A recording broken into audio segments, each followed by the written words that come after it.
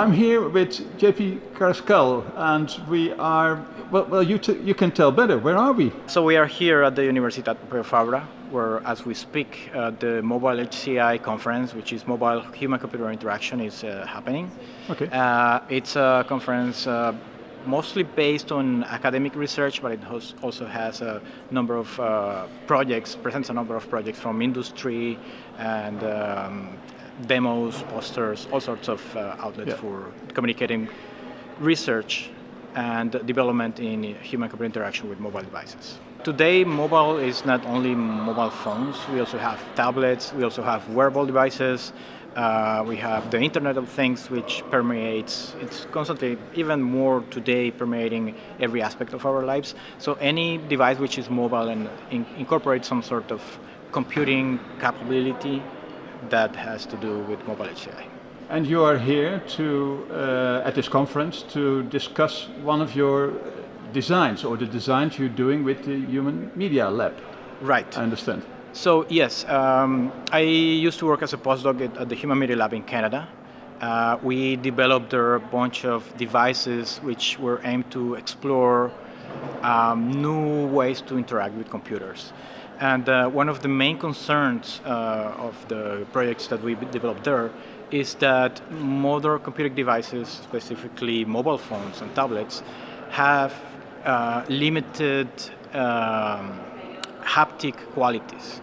So essentially a mobile device, a modern mobile phone is a piece of glass and metal that you touch and it's flat, it's rigid, it's square, it's not organic. You have an example of that. You have a ReflexPhone. I have exactly.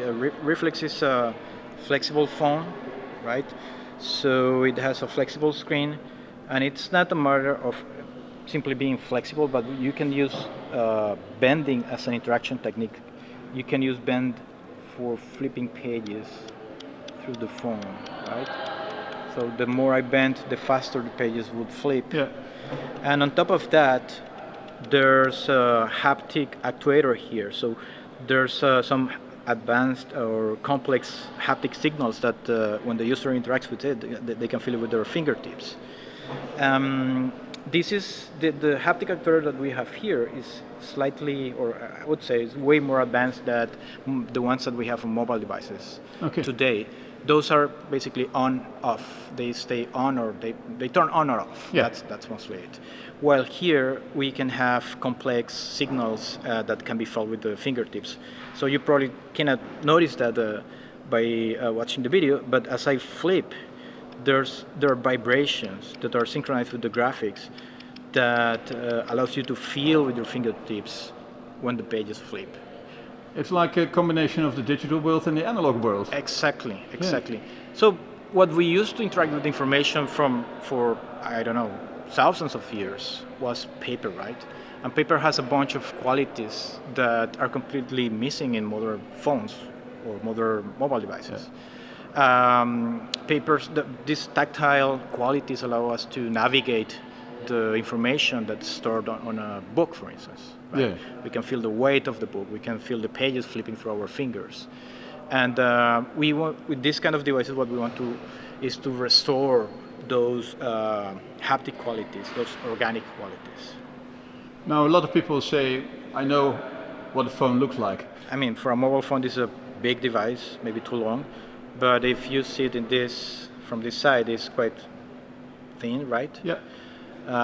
Most of the bulk of the things at the sides are the board, the logic board, the Android board here, and the haptics and the battery at this side. Yeah. We think in the near future everything should be self-contained. I mean, this is self-contained. What I mean is containing a smaller volume while keeping flexibility, right? This is, of course, a prototype that we developed by hacking a lot of mobile phones and hacking electronic devices, so we could put this together. This was not meant to be used like this. We're just hacking it. I don't know if Samsung or Apple or any of these big companies decide to create mobile phones, flexible mobile phones, they would have the capability to create a device which is similar in size of a mobile phone, the ones that we use today, Yeah. but with flexing capabilities. Now this is using a flexible screen, a relatively new technology. It's relatively new. This technology is called flexible OLED. This is actually harvested from LG ReflexPhone. So what we did is we put the screen on a hot plate to melt the glue that attaches the screen to the glass. And then we used a very thin wire to slowly peel the screen off the glass. So it's a painstaking process. It's really hacking. But it's hacking, yeah. And it totally works. But it's not difficult. Just you're going to break out. If you try to reproduce that yourself, you're going to break dozens of screens. We did break a lot of screens. You are also introducing now the MagicScroll, which has even a more flexible screen, I think. What we did in that case is that we flex it even more than what we are doing here to wrap it around a cylinder. Okay. Right? So, and not to keep it there, but we created a device which you could roll or unroll. And depending on the kind of interaction that you're looking for, you could use it in one configuration or the other. Yeah. Thank you very much. It was really interesting. Thank you for your demonstration. Looking forward for new designs and new interaction. Thank you very much. Thank you for your time. Thank you very much.